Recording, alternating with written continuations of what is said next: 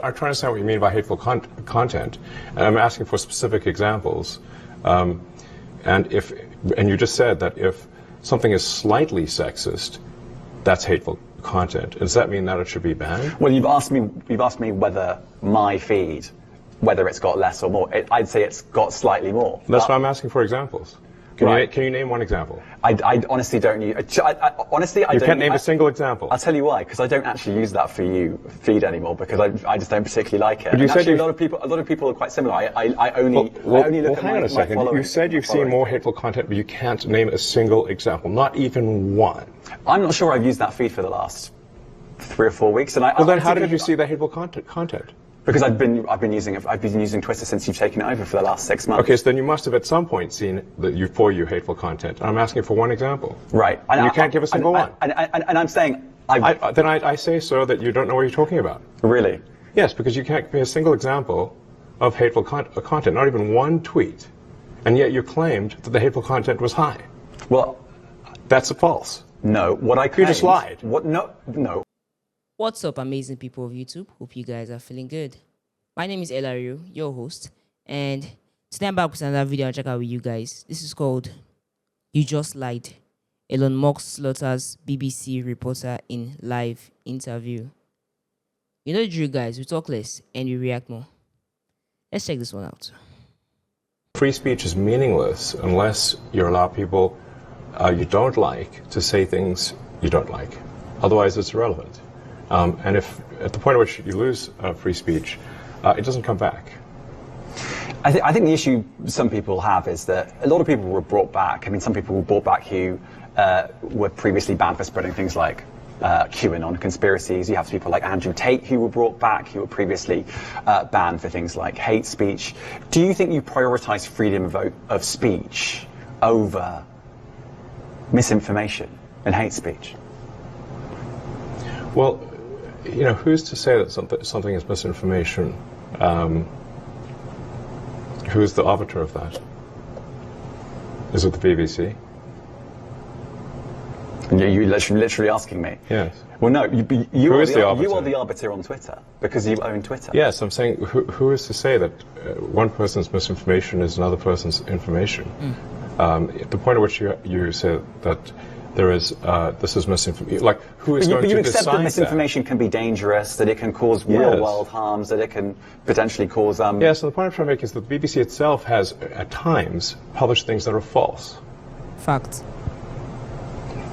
Do you agree that that has occurred?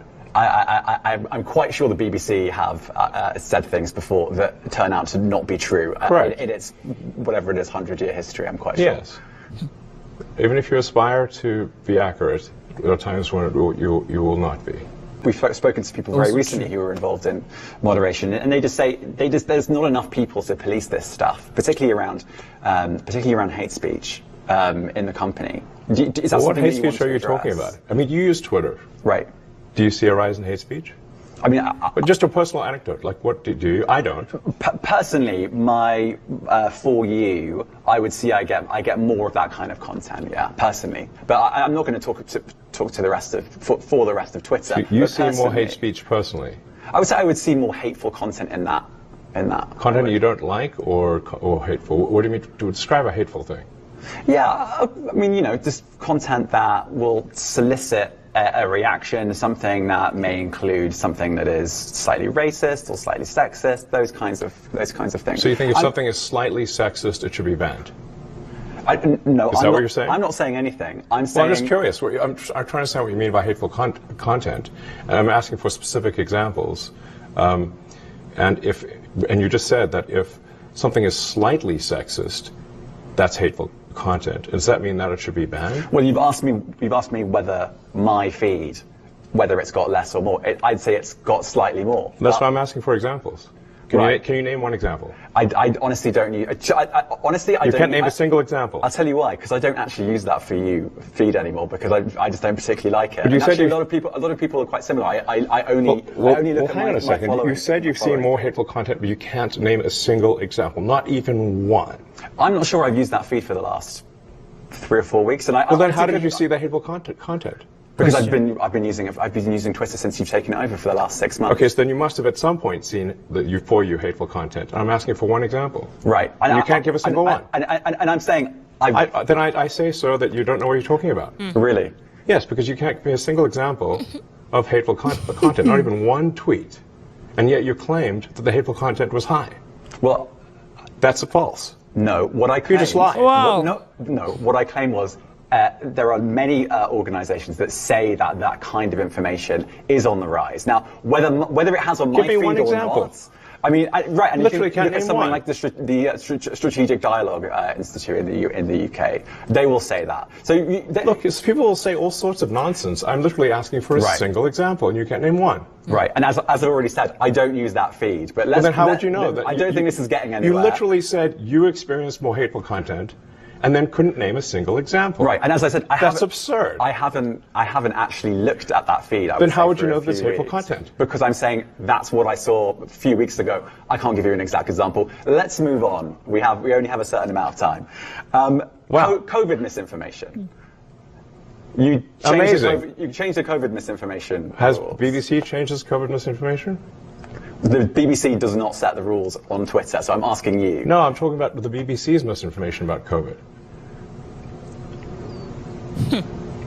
I'm literally asking you about, you changed the labels, the COVID misinformation labels. There used to be a policy, and then it disappeared.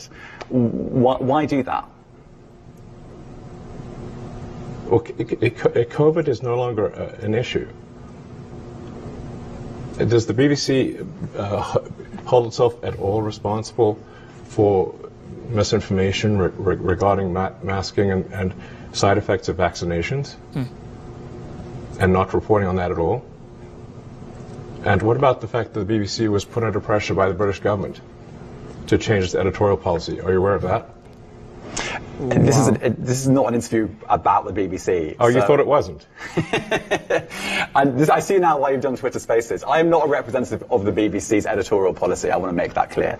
Let's talk about something else. You want to talk about the interviewing you BBC? too. All right, let's talk about something else. You weren't expecting that. Okay. I think what I 100% like in this conversation is the fact that Elon Musk just found a way to turn the spotlight from himself back to the man with the questions. Like, that was massive mind play at work there, for real.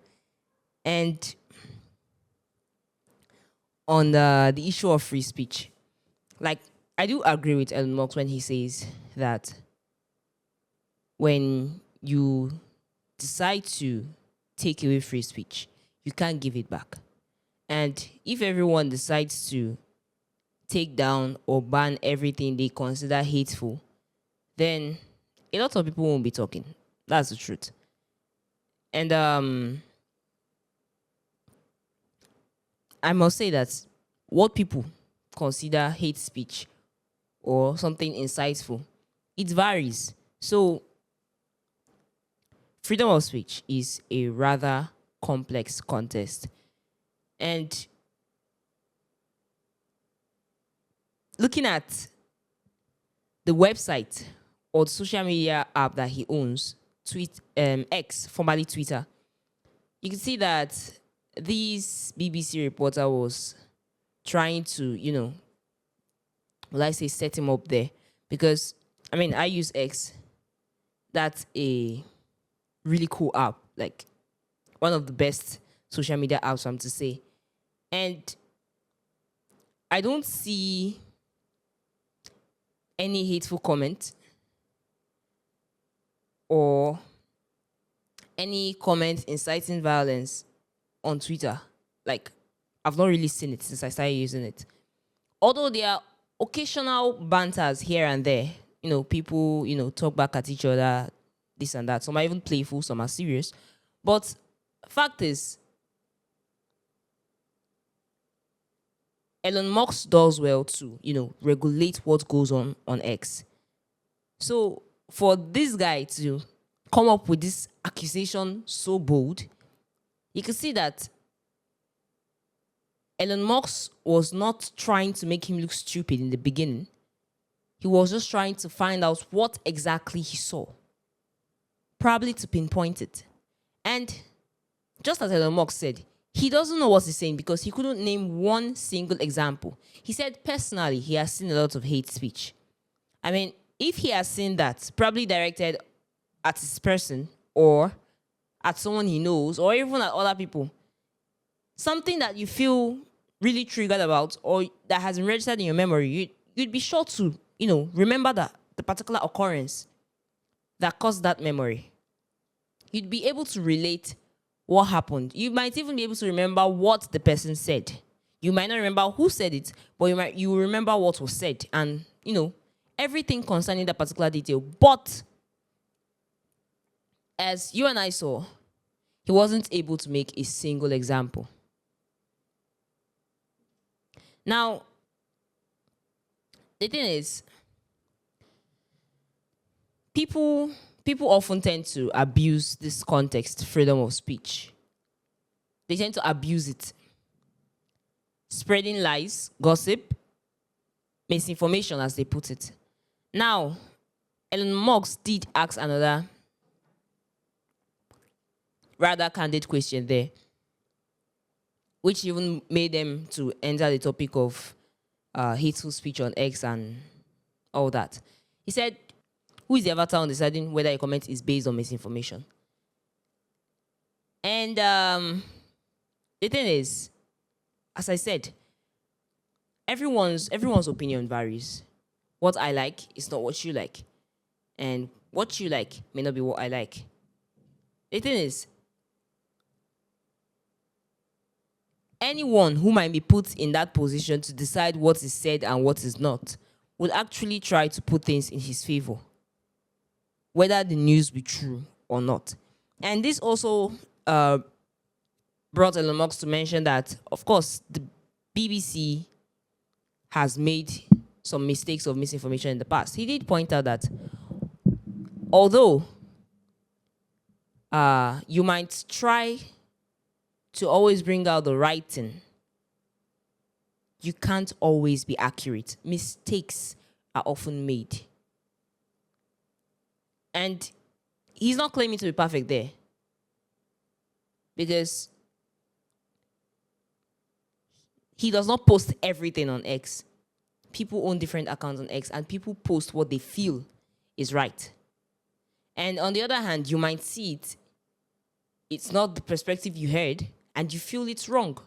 So who really decides what is misinformative? That's another brainstorming question. And the last part on the issues of COVID. I mean, it was still back to the same back and forth on misinformation. See,